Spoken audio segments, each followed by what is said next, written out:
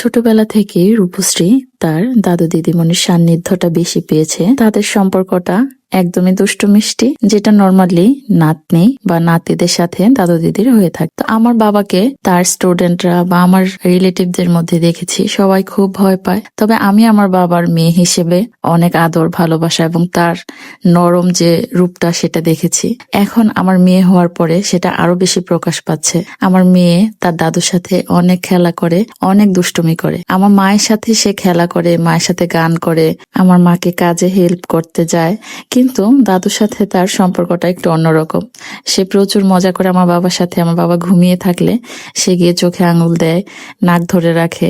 আমার বাবা খুব এনজয় করে। আর আমার বাবার বাসা কাছাকাছি হওয়ায় এখন একদিন দুদিন না গেলেই অস্থির হয়ে যায়। আমার মেয়ে এখান দিয়ে অস্থির হয়ে যায়, ওইখানে আমার বাবা মা অস্থির হয়ে যায়। সবাই আশীর্বাদ করবেন আমার মেয়ে যেন আরো অনেক বছর তার দাদু দিদির সান্নিধ্য পায়।